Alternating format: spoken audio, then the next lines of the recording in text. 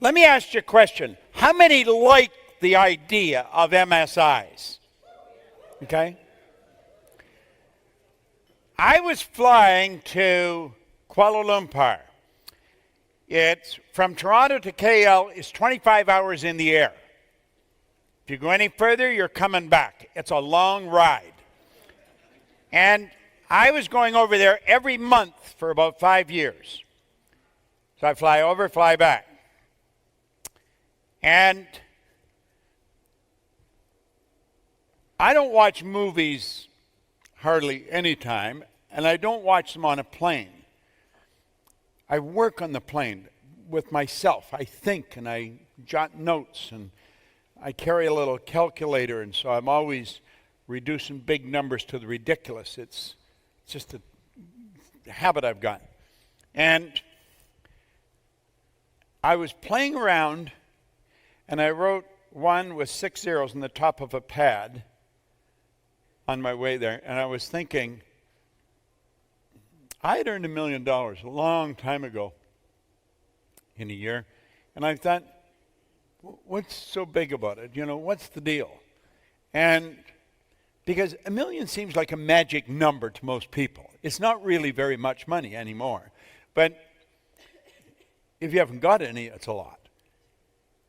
And I'm thinking, you know, what do people do? And I'm thinking a number of people that have earned a lot of money, and I thought, what do they do that's so different?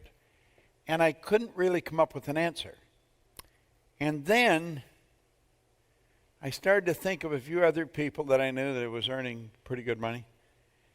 And it dawned on me, they don't just have one source of income.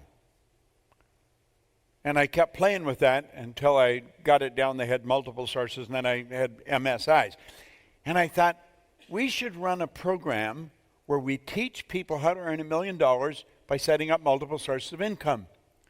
And I got off the plane in KL, and I phoned Mark Victor Hansen down Newport Beach. He got a hold of Jack Canfield. They got a hold of Lee Poulos. And we put together this program. It was called the $1 Million Forum. And it was something else. That's where the Chicken Soup for the Soul books came from. And they earned mega millions on those things. It was the publishing phenomenon of the 90s. This was around 1991 or something like that, I think.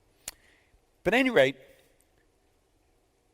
we really got into this idea of MSIs. And it's a phenomenal idea. Now, most all people that I know that are earning a respectable amount of money, they don't earn it in one place. And they don't necessarily work. In fact, working is the very worst way to earn money. And he mentions that in Think and Grow Rich. He points out that it just is not a good idea. That the people who think you earn it by working hard, they're wrong.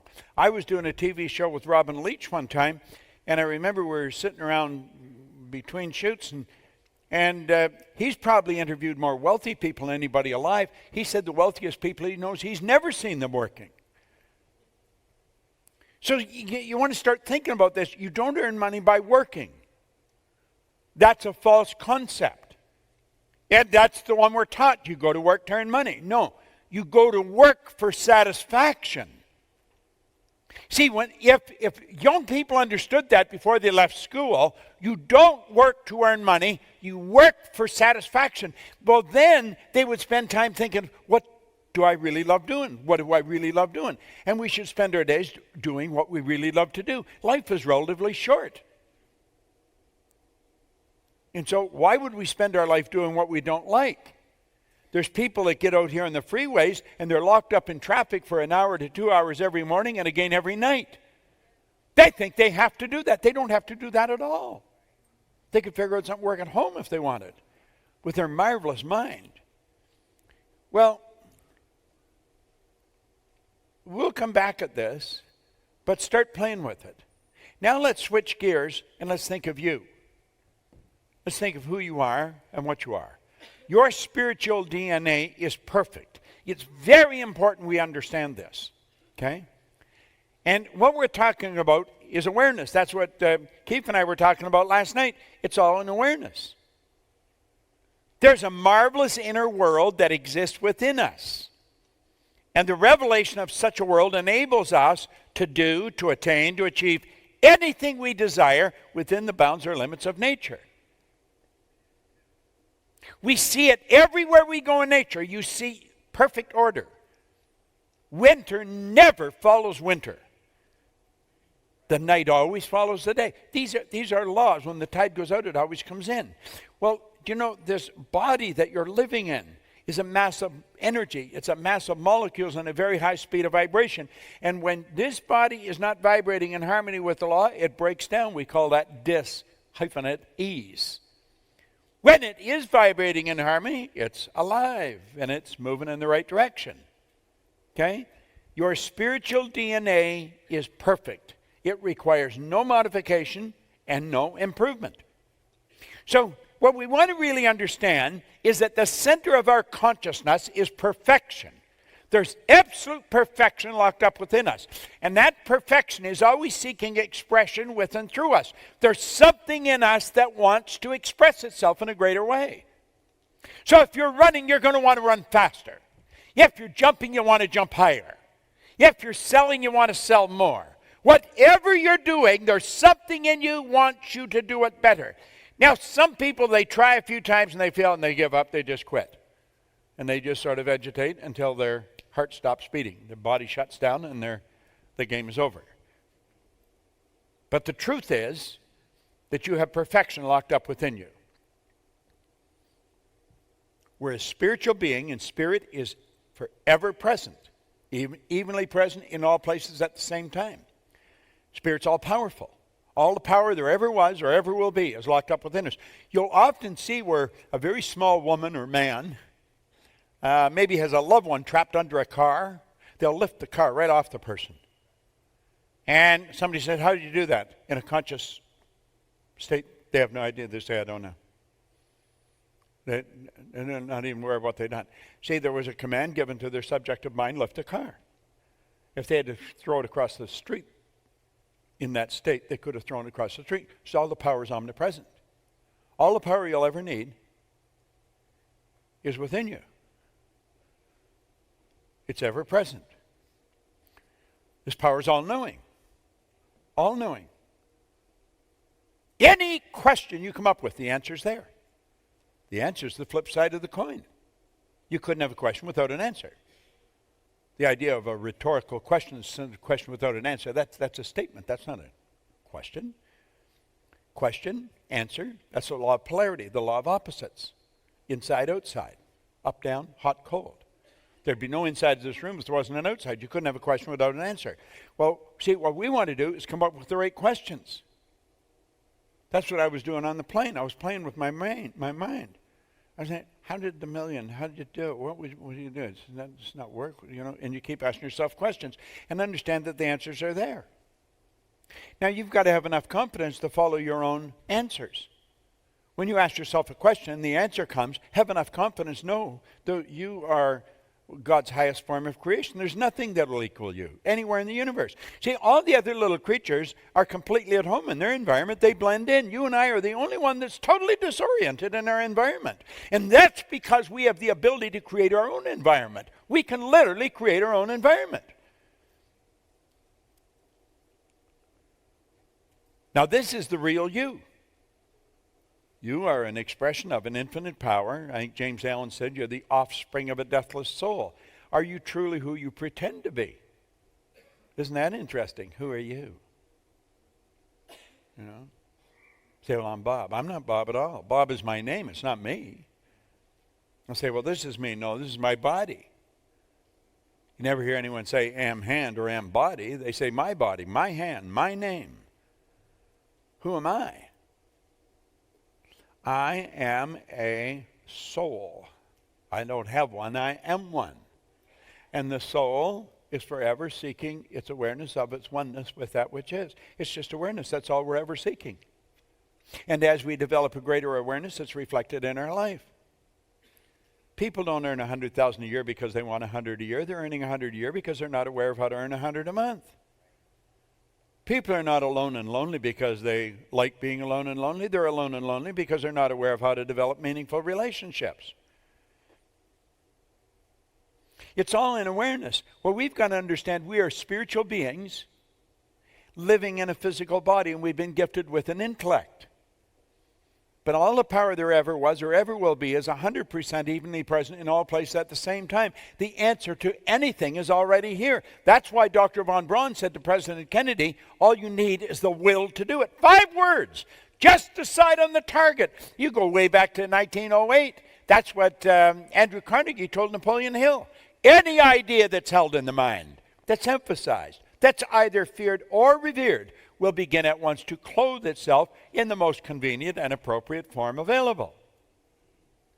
So if you're sitting at home, you want to realize that all the power of the universe is sitting there with you. You've got it locked up within you. It's so powerful.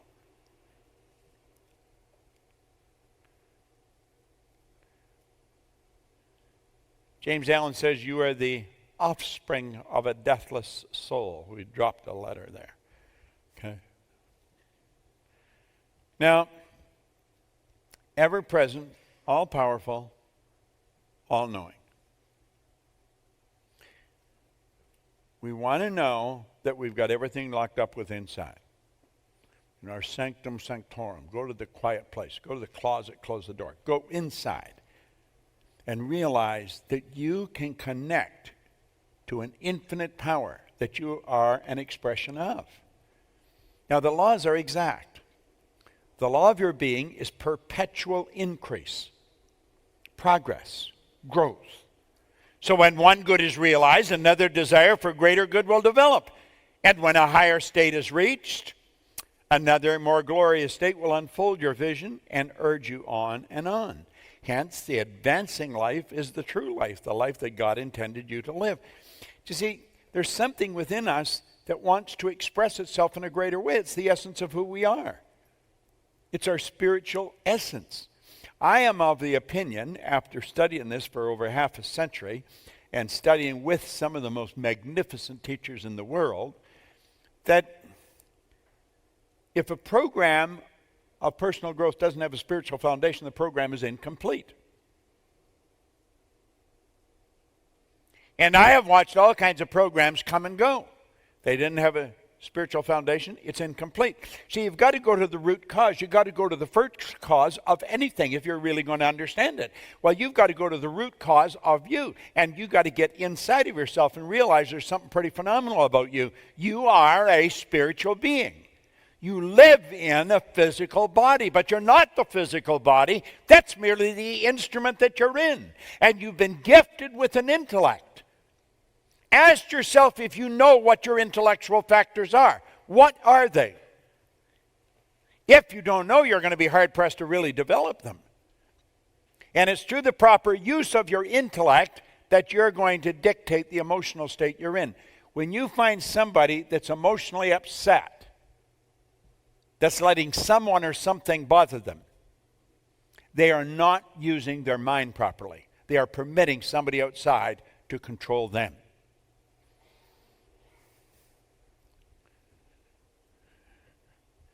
Now, I think this is vitally important that we understand this. Let's back it up a bit. You are a spiritual being. You live in a physical body.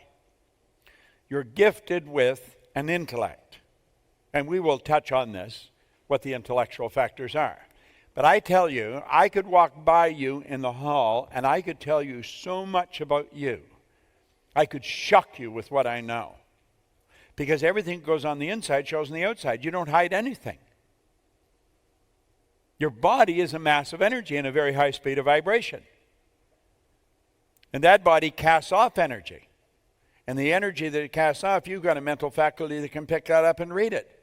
You can read the vibration. The vibration tells you what's going on inside. It's a wonderful thing to start to understand. Now, through the use of your intellect, you can control your emotional state.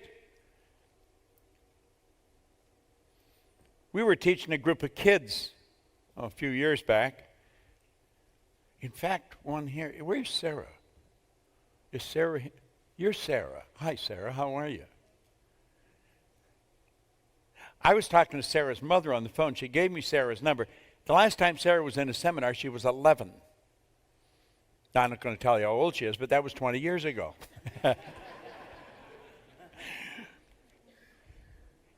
And I was teaching a group of kids at the time the difference between reacting and responding.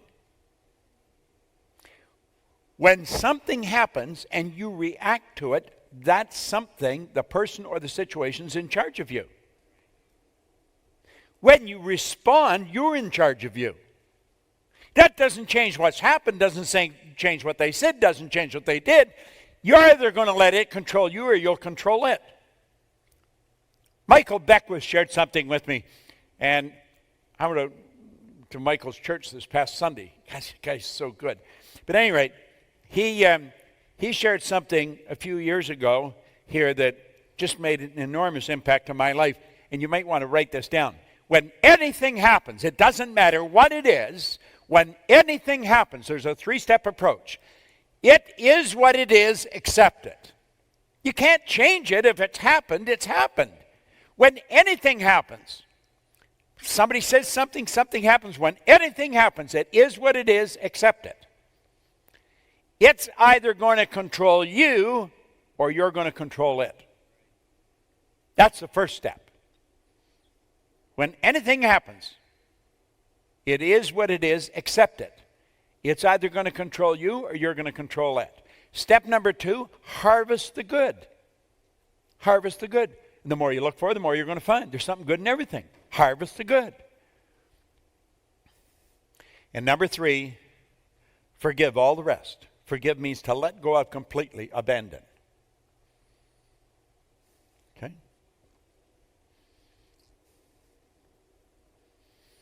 Now, you see, through the use of our higher faculties, we can take control of our emotional state. I was working with a group of young guys in the hotel lobby the other day. A friend of mine come by and brought some of his buddies who were over from Belgium, just yesterday was. And we got talking, and he was studying the law of attraction. I said, listen, forget about law of attraction for a minute. I said, do you know what you want to do? Become aware of how you feel. Get in touch with yourself.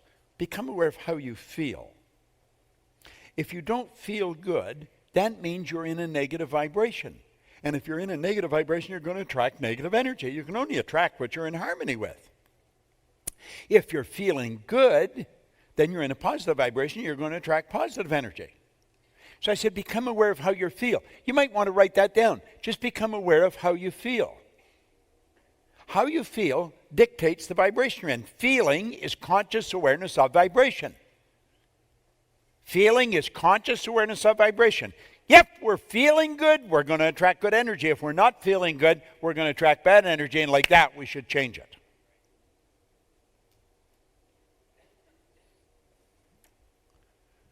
The intellect has control of what we do with information when it comes to us. We either let it control us or we control us. Okay? Now, it's a matter of choice. All failures in life, are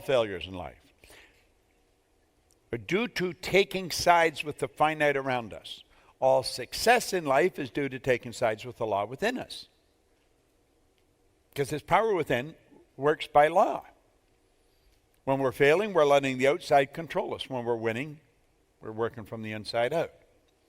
Thus, working with the law may be considered the same as taking the law into our mind and lives as a silent partner.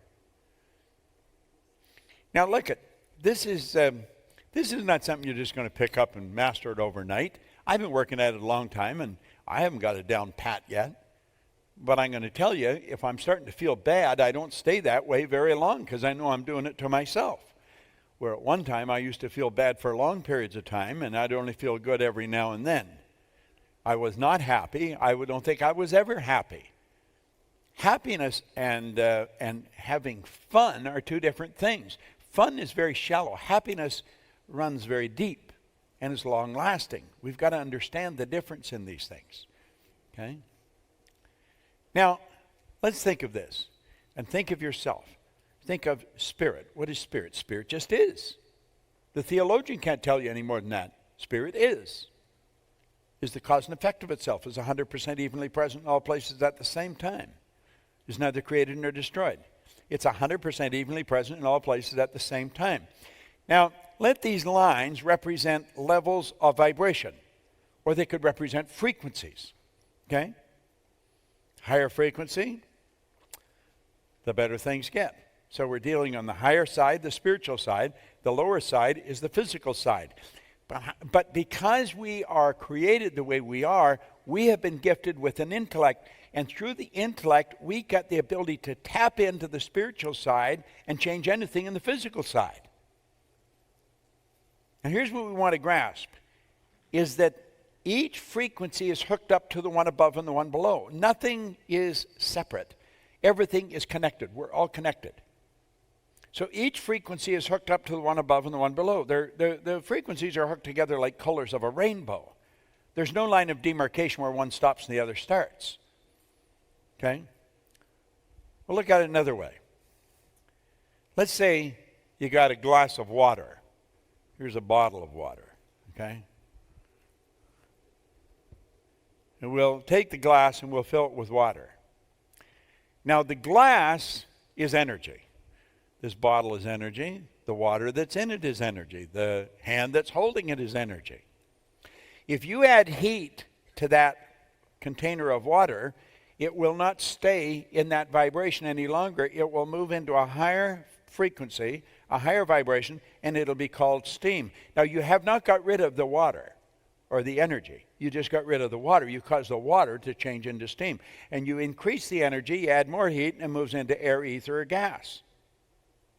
It's the same energy, just moving at a different speed. So if we bring them all back, there's the steam and there's the water. It's all energy, just moving on a higher frequency. And what we've got to understand is that they're all connected. There's no line of demarcation. You can't tell where it stopped becoming water and started to become steam. Well, you know, we can take this energy that comes into our mind and we can cause it to move into whatever form we want. Because we are spiritual beings and we've been gifted with an intellect, we can activate that intellect and tap into a world that's omnipresent. Where's thought? Thought is omnipresent. And we pull the thoughts together and we can build an idea. What kind of an idea? Whatever kind of an idea you want. You have freedom of thought. Viktor Frankl, who spent the war years in a camp, a Viennese, a Jewish psychiatrist, said regardless of the intellectual or physical abuse you're subjected to, no one can cause you to think something you don't want to think. That's where you have freedom. You can think whatever you want. You can say, well, it's because of this. No, it's because of your choice. And the ideas that we hold ultimately move into form.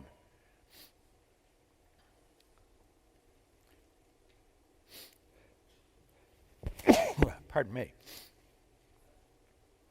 Now there's the perpetual transmutation of energy. That's a law. Energy moves into form. Spirit always manifests through its polar opposite, the physical. Keep consciously connected.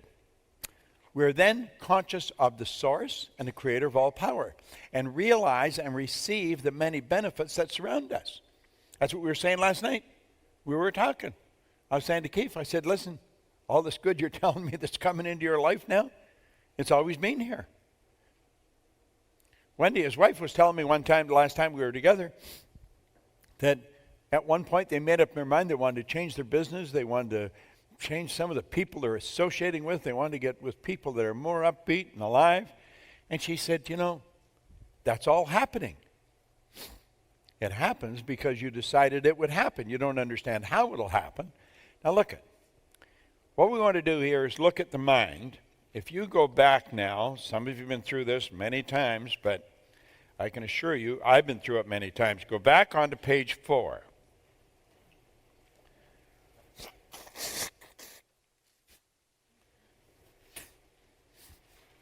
Now we're going to go through this. We'll look at the mind and the paradigm. In fact, let's look at your mind and your paradigm. The paradigm is like a program in our subconscious mind that somebody else built. In 1934, Dr. Truman Fleet was very involved in the healing arts and holistic health. He stated the mind is an activity, it's not a thing. No one has ever seen the mind. In order to gain clarity and eliminate confusion, he said, I'm going to create an image of the mind. You see, when you start thinking of the mind, you're talking about something no one has ever seen. Most people, when you think about the mind, they think of the brain. The brain isn't the mind any more than your fingernail is. The brain is part of your physical body. The brain is the electronic switching station. As you think, you activate brain cells, alter the vibration you're in. This thing here is a mass of molecules in a very high speed of vibration. Well, as you activate brain cells, you alter the vibration you're in. She was thinking you can really wind yourself up or you can put yourself down. Now he said, nobody's ever seen the mind. I'll draw a picture. And he said, this is going to represent the mind and the body. Now I remember the first time I saw that, I laughed. But I soon quit laughing. In 55 years I've been studying every day, studying the mind, and this is the most valuable idea I've ever learned. The big circle represents the mind, the conscious and subconscious. The little circle represents the body. And like I say, this is the most valuable idea I have ever learned, bar none. Now let's take a look at how this works. There's your drawing. There's your conscious mind, subconscious, and body. Now the conscious mind is your thinking mind. You have the ability to think. Thinking is the highest function that you're capable of.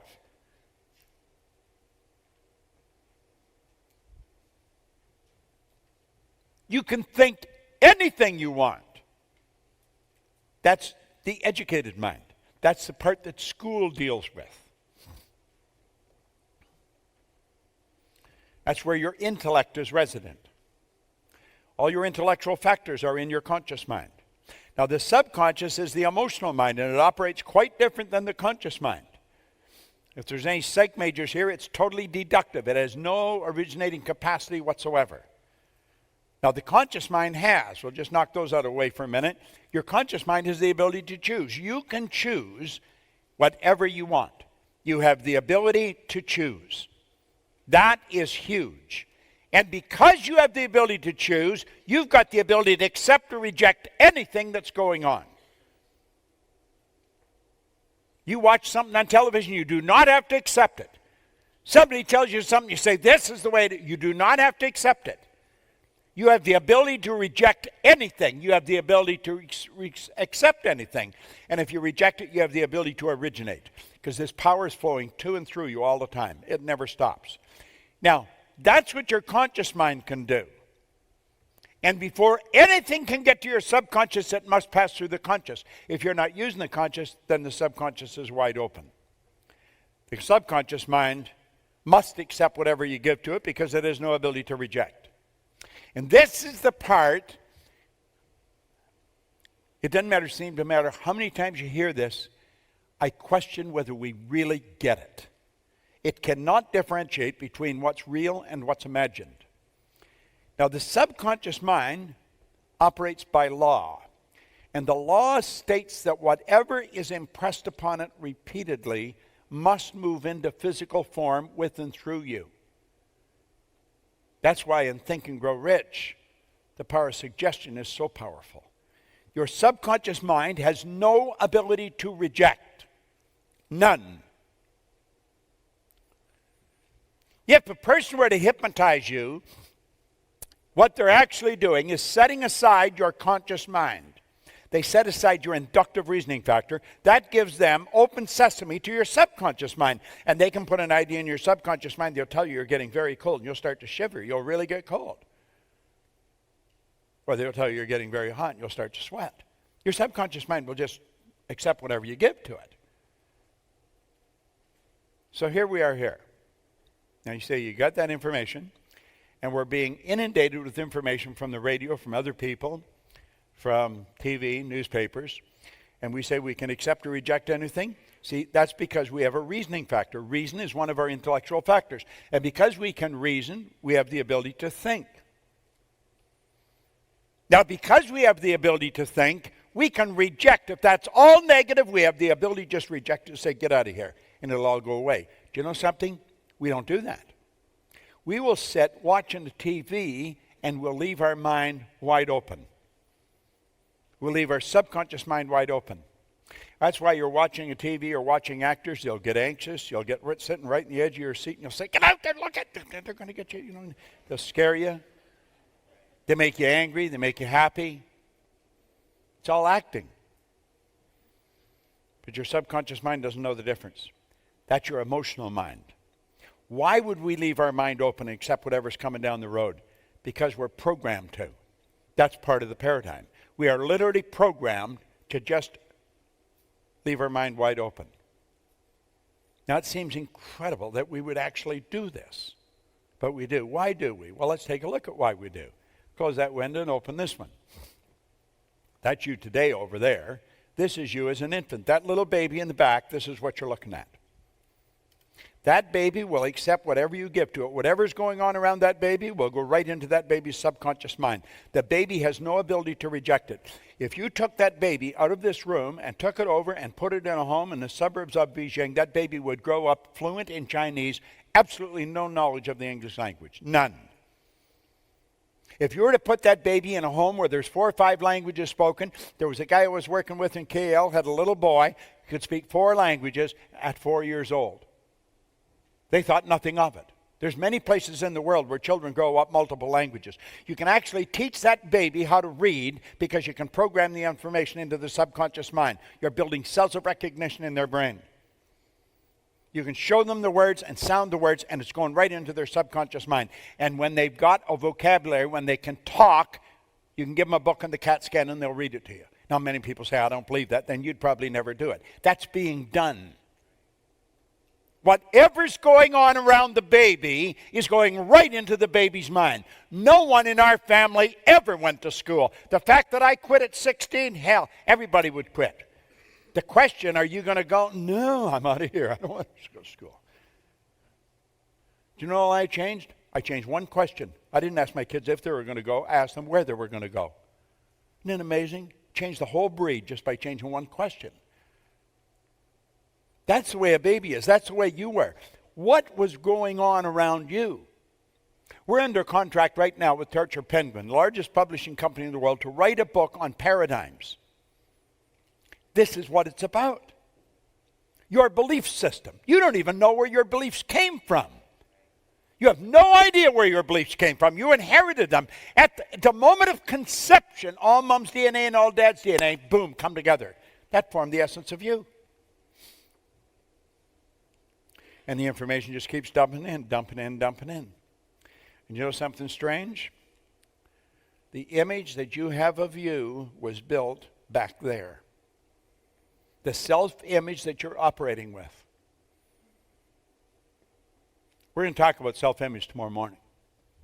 The self-image you were operating with was formed back there when you were an infant. You had absolutely no idea what was going on around you.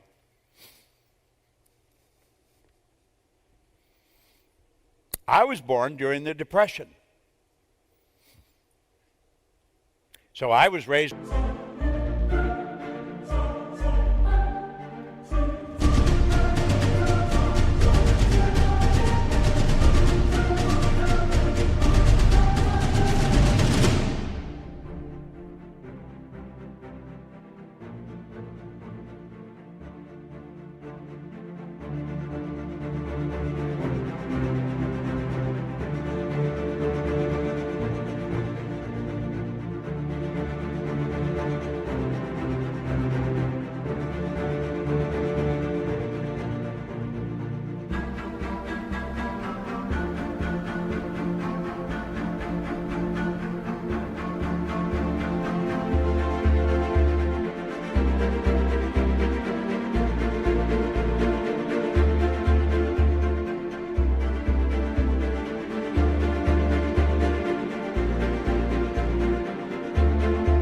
with the idea if you get any kind of a job, you're lucky. I'll do anything. Anything. That was what was programmed into my mind. Go to school, perfect something, develop talent. Hell, we were just happy to get something to eat. And you know, there's many places that's not much different today. That's how the self-image is formed. Self-image is just one idea. That's how you see you. And how you see you dictates how you see the world around you. When you put multiple ideas in there, and they do come in. Now imagine if you're surrounded by people, like Heinlein's talking about here. In absence of clearly defined goals, we become strangely loyal to performing daily trivia until ultimately we become enslaved by it. Have you any idea how many people live like that? They're loyal to daily trivia and they become enslaved by it. And that was programmed in, the people around program it right into the mind. That's how paradigms are formed. The subconscious mind is just like an empty cup. You can dump in anything you want. And at birth, that's what happens. So you're programmed genetically. It goes back for a few generations. When I was a young guy, I had red hair. It just kept getting lighter, and it turned blonde, and then it turned white. Do you know, I had a mother and a father. They didn't have red hair, either one of them. I have a brother and a sister, and they don't have red hair. That could lead to all kinds of speculation, couldn't it? But my mother's father and all his brothers all had red hair. See, sometimes these things will jump one generation and surface in another generation.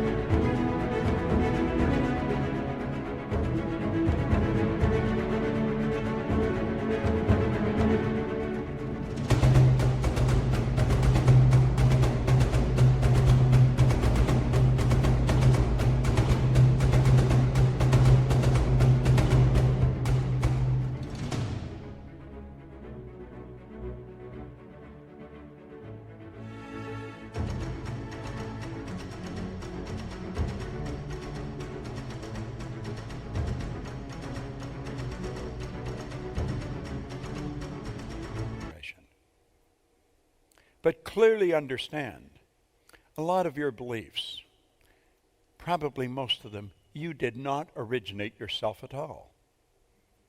They were built right in at birth. They've been passed down from one generation to the next. And when you analyze your beliefs in the light of truth, some of them are absolutely ridiculous. At any rate, that's how we were up till 4 or 5, and then here we are today. We're living much the same as we did as little kids. Our mind is left wide open.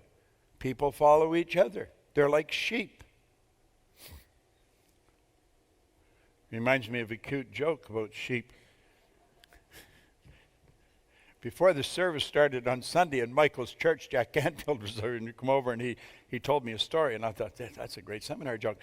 It's about these two guys out on a horse. They didn't know each other, and they're riding along, and they meet on the road. One was going one way, and the other was going the other way. And the one guy was a ventriloquist. And he met up, and he introduced himself, and they started talking, and the ventriloquist said, "Do you mind if I talk to your horse?" The guy says, "Horse can't talk." Oh, he said, "I bet he can." So he said to the horse, "What's your name?" Horse says, "Bill." He says, "How's things, Bill?" He says, "Pretty good, pretty good." He said, "I'd like it if you put a little more oats in my food, but it's pretty good." And he says, "Do you mind if I talk to your dog?" He says, "What's your dog's name?" He says, "Rover." He says, "Hi, Rover." Rover says, "Hi." He says, "How you doing, Rover?" He's "Pretty good." He says, "How you being treated?" Well, he said, "I got fleas." He said, "I wish you would get me a flea collar and get rid of these damn things because they're pretty itchy. I have trouble scratching." He says, "Guy, do you mind if I talk to your sheep?" He says, "The sheep lie."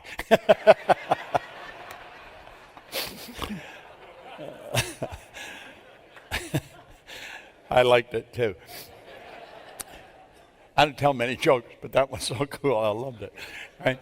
But listen, this is the way we go through life. And here we are today, adults, and it's hard to believe that we're living the same way.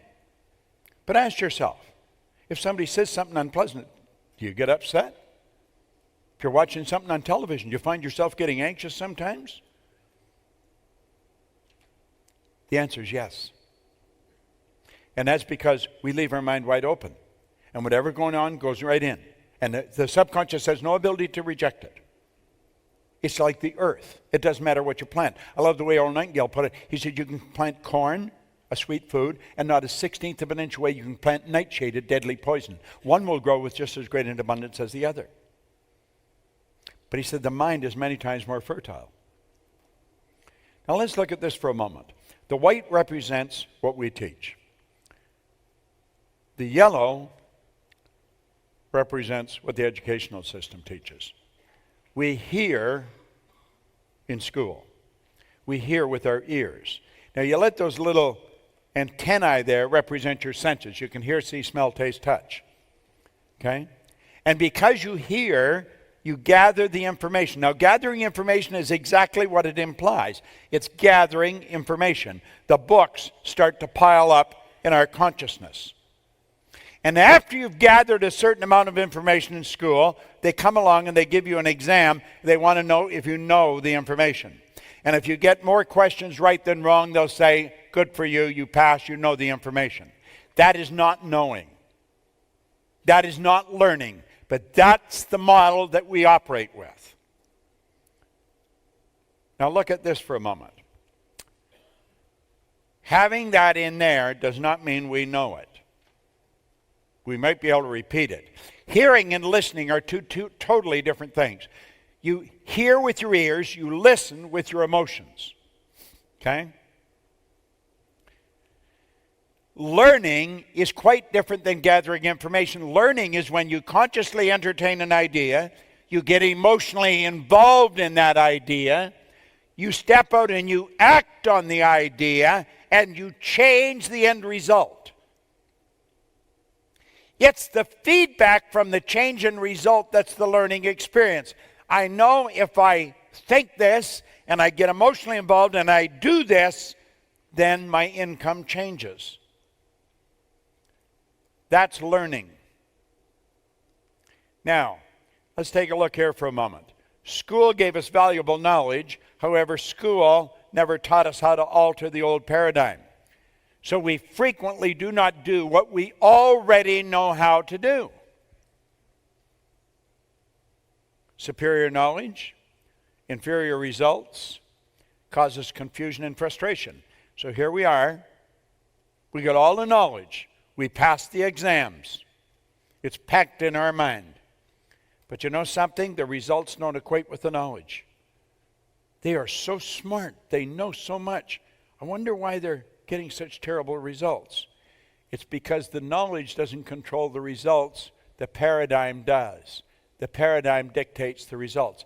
The paradigm controls the vibration. The paradigm controls the action. The paradigm controls the results. If you want to change your results, there's only one way to do it. You've got to change your paradigm.